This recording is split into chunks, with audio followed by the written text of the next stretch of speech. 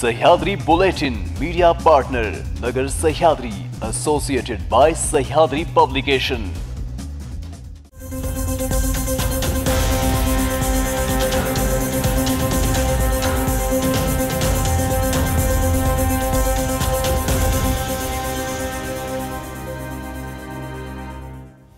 नमस्कार, मी साक्षी। न्यूज 24 सह्याद्रीमध्ये तुमचं स्वागत। पाहूया राज्यातील महत्त्वपूर्ण बातम्यांचा आढावा सह्याद्री बुलेटिनमध्ये।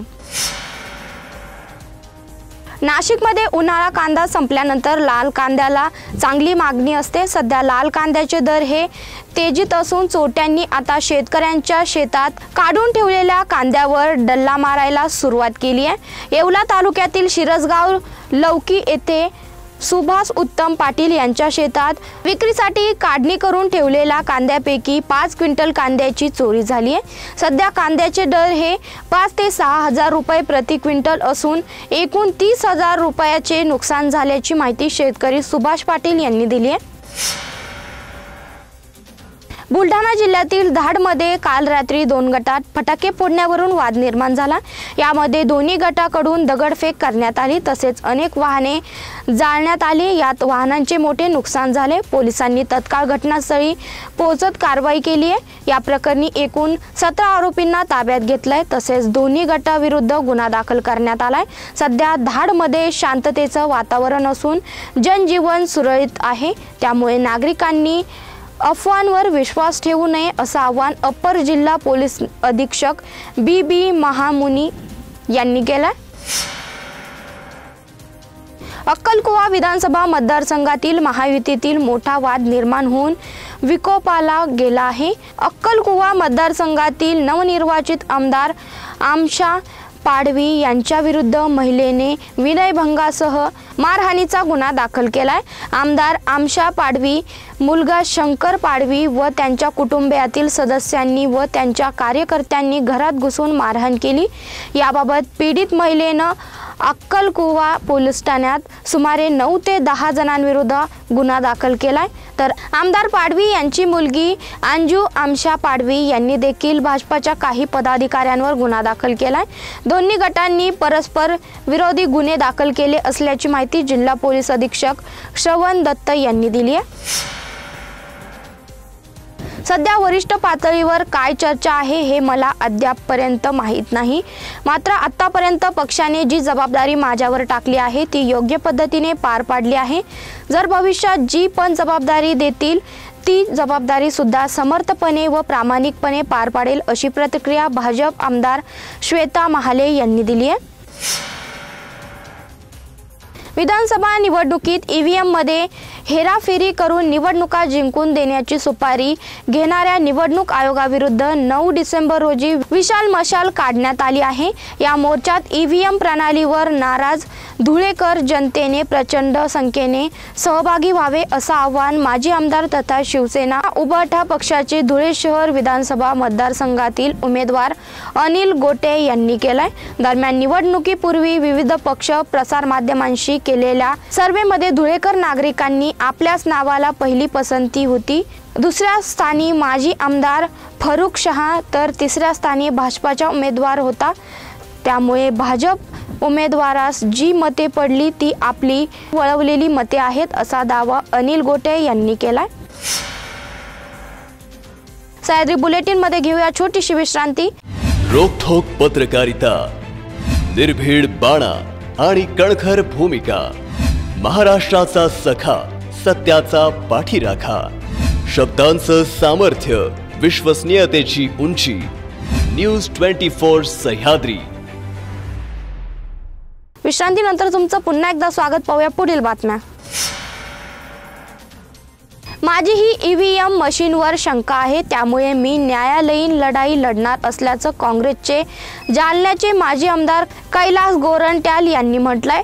जालन्यात पैशाचा फॅक्ट मोठ्या प्रमाणात चालला, जेथे जेथे मी काम केलं तेथे तेथे पैशाचा पाऊस पडला असा आरोप गोरंट्याल यांनी केलाय।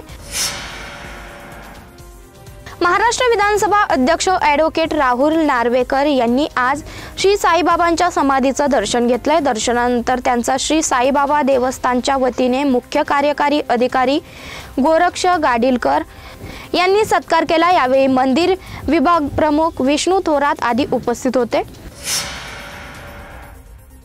गणपती, नवरात्र उत्सव, दिवाळी, दसरा या काळामध्ये झेंडूच्या फुलांना मोठी मागणी होती, त्यामुळे शेतकऱ्यांना फुलाच्या माध्यमातून चांगलेच उत्पन्न झाले। दिवाळी झाल्याच्या नंतर मोठे उत्सव झाले नाही, निवडणुका लागल्या, त्यामुळे व्यावसायिकांना फटका बसला।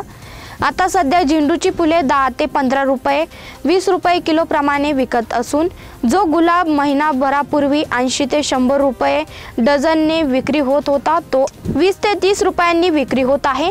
सध्या सण उत्सव किंवा धार्मिक कार्यक्रम नसल्यामुळे फुलांना उठाव नाही आणि फुलांची आवक मोठ्या प्रमाणात होत आहे, त्यामुळे ग्राहक नाही।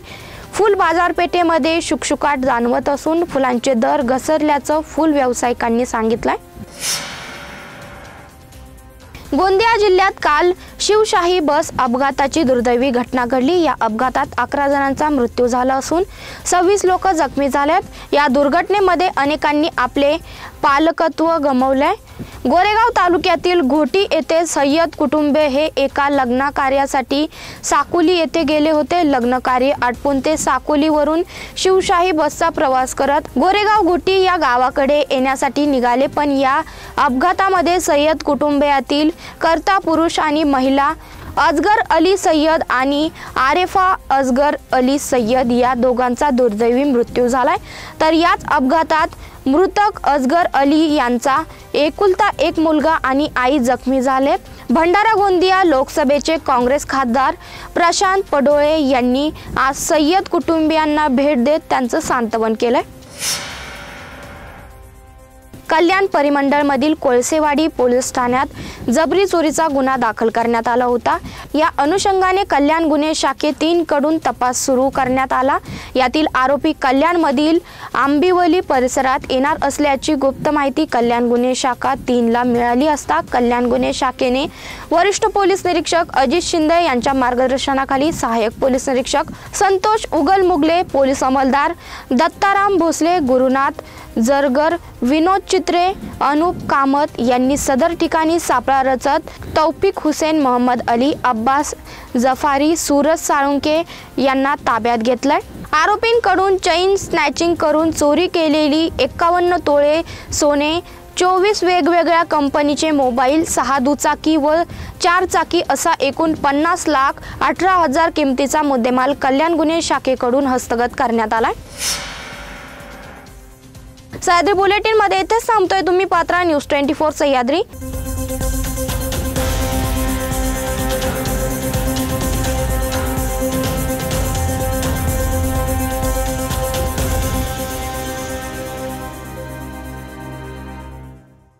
शब्दांचं सामर्थ्य, विश्वसनीयतेची उंची, न्यूज 24 सह्याद्री।